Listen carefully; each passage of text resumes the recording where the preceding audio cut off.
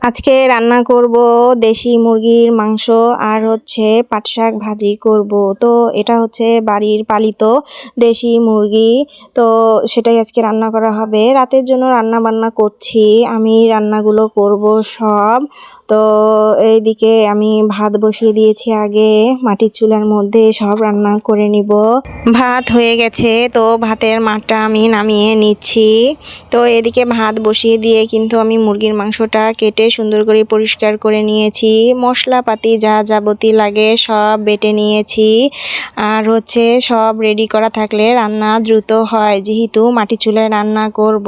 তো হচ্ছে একটার পর একটা রান্না বসিয়ে দিতে হয়, সেজন্য সব রেডি করে নিয়ে রান্না করতে বসেছি।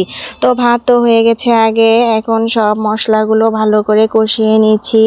মুরগির মাংস দিয়ে দেব। তো দেশি মুরগির মাংস ছিল, মুরগিটার একটু বয়স ছিল, ভেতরে অনেকগুলো ডিম ছিল আর অনেক চর্বিও ছিল, আর সিদ্ধ হতে অনেক অনেক সময় লেগেছে।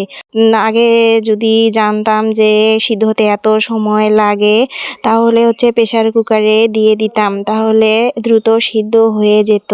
তো ভাবছি যে দেশি মুরগির মাংস হয়তো বা এখানে দ্রুত সিদ্ধ হয়ে যাবে, কিন্তু সিদ্ধ করতে অনেক সময় লেগেছে। আমি অনেক পানি দিয়ে অনেক সময় ধরে মাংসটা রান্না করেছি।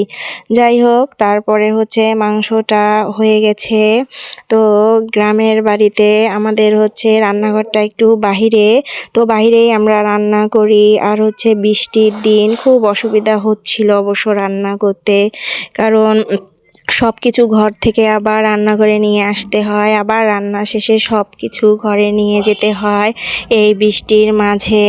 তো যাই হোক, আমি রাতে রান্না বান্না করছি, কারেন্ট আসতেছে আবার যাচ্ছে, তেমন একটা আলো নাই। আর চুলায় যেহেতু রান্না করছি, অনেক তাপ, চুলার অনেক তাপ, আর আবার দ্রুত রান্না হয়ে যায়, কারণ চুলার তাপটা খুব সুন্দরভাবে চতুর সাইড দিয়ে লাগে, সেজন্য হচ্ছে তরকারি আবার দ্রুত হয়ে যায়। এই তো মুরগির মাংসটা হয়ে গেছে, এখন আমি নামিয়ে রেখেছি। আমি বেশি ঝোল করিনি আর কোনো আলুও দেইনি, একদম ভুনা ভুনা করে রান্না করেছি।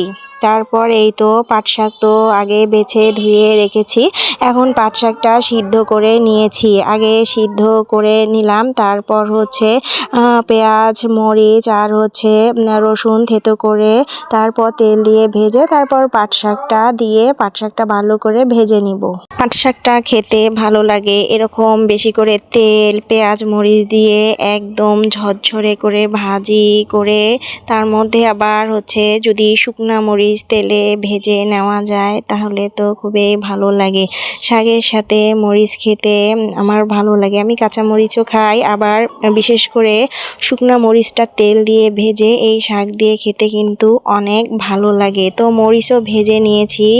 তো রান্না বান্না শেষ, এখন তো খাওয়ার পালা, এখন তো আমরা সবাই একসাথে খাবো। তো আজকে পর্যন্ত।